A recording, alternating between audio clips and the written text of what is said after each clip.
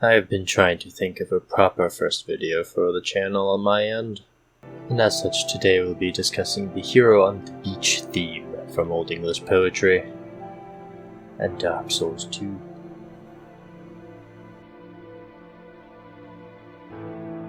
Right, so the hero on the beach is what has been called a formulaic theme of Old English poetry, something of a template I suppose. It is a very flexible theme, and I hope to show you how it relates to a modern work, Dark Souls 2. Wait, before I get ahead of myself, let's talk about this theme. It requires 4 elements to be considered the hero on the beach theme. A hero on a beach, their retainers, the beginning or end of a journey, and a bright light. Now, these are not hard and fast rules for this theme, as it flexes to accommodate a great many alterations.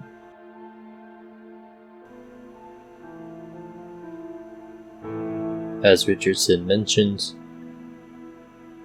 the hero can be man or woman, saint or warrior, even a bird apparently. It seems that anything that can be considered a hero can fit here, and that is a broad and subjective term.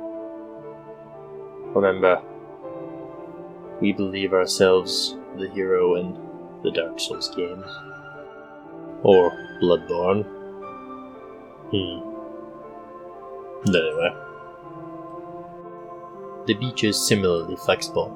A riverbank, bridge, gate, anything symbolically transitory works here. A waterfall works too, and some media has shown that to be a portal to other realms. Retainers can be single or plural. They can even be human or monstrous, friend or foe. You must find the works where the monstrous are adversarial, who are the retainers, as I wonder about the context. The bright light is fairly self-explanatory, but it too can do a great many things. The sun is an obvious example, but well-polished surfaces such as stone or armor, assuming metal of some kind, can also produce this light, perhaps as an inference. As such, the reflection of the sun or moon in a watery surface would also fit this requirement. Now, The Wanderer is the poem I read and learned about this theme from, and as such will be the one I pull examples from. I know many other poems have done this theme, but it is The Wanderer that has the parallels with Dark Souls 2 that I am interested in at this time. And it was here that made me think of this image. Look at these lines. Don't they just evoke something?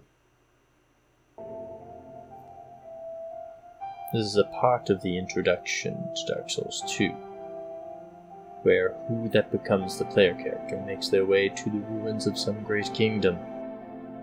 This image is halfway through the introduction, so let's back up some.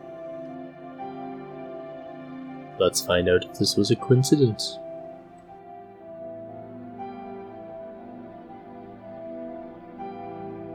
So, cinematic has the player character stand in waiting through the rain and face planting into the water and mud. I assume they just died for the first time, or the 8th, or the 242nd. Anyway. This introduction has the player character ending their human journey and beginning their hollow journey, showing us their fading memories and eventually coming to that shack with the old lady. After that they show us the dragon area, and then moves on to the image I showed before, the lake and ruins.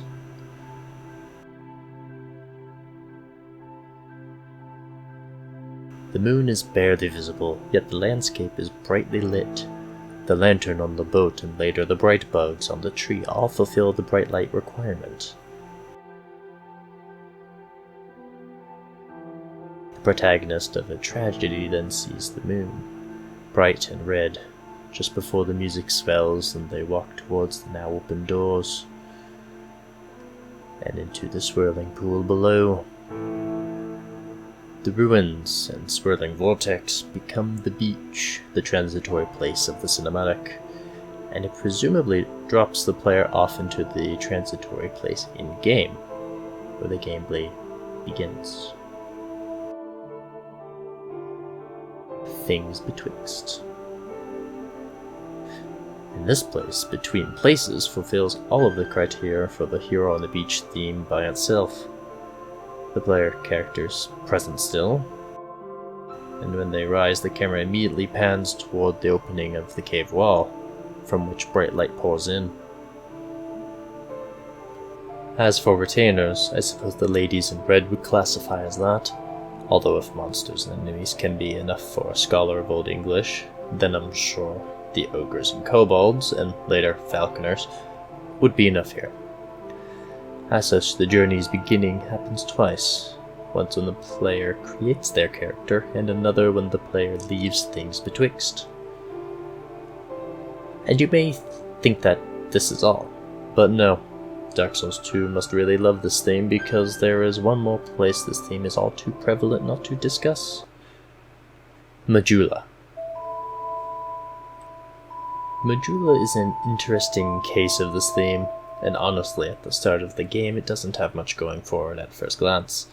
But once I thought about it, I couldn't leave it unmentioned in this discussion, as it checks all the boxes once again. The hero is still the player character, but the Emerald Herald is on her own journey and thus could fulfill this role too. The sun is very present in Majula, providing an almost unbearable amount of bright light over the entire area. The bonfire that the Emerald Herald can be found at can also classify as a bright light. This is the beginning of the journey for the player, of course, but it's also the place of endings. The monument is the towering one, marking the end of some great struggle that you can learn about as you progress in-game. The other is crestfallen Soldan, who ended up here after his resolve was broken. The Emerald Herald also implies that undead pass through here often, making this place, if not the beginning of their journey, at least a place along their travels. I suppose the dead person in the well counts too, huh? Retainers is the neat one here, as you could say that the Emerald Herald, crestfallen Soldan, merchant Mogulin, and the blacksmith Lenegrast are all retainers to you once you arrive and accept their services, or simply listen to them. But that isn't the full list. As you progress, you can find more people and tell them to go to Majula.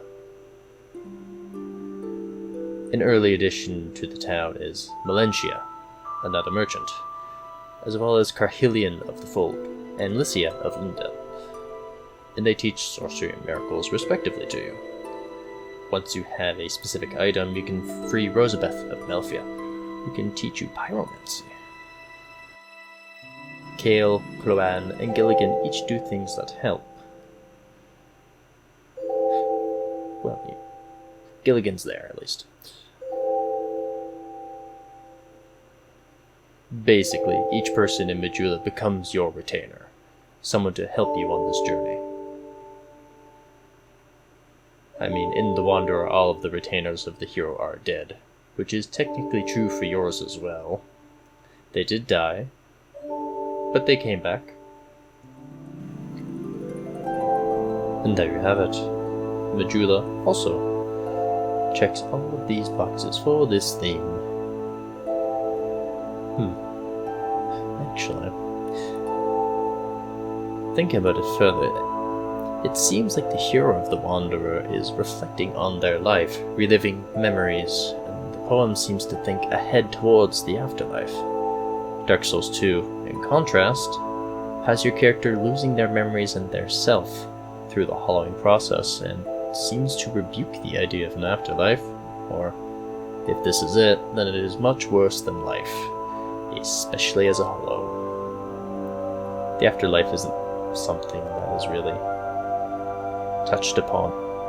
Damn it, I nearly got through this without a tangent. Essentially, the intro cinematic, Things Betwixt, and Majula are just this hero on the beach theme over and over again. Dark Souls 2 replicates this theme in triplicate within the first 15 minutes of the game. While I do not know if it was intentional or not, The reputation seems to say it was at least a consideration that they knew of this theme. Well, I hope this has been enjoyable, everybody.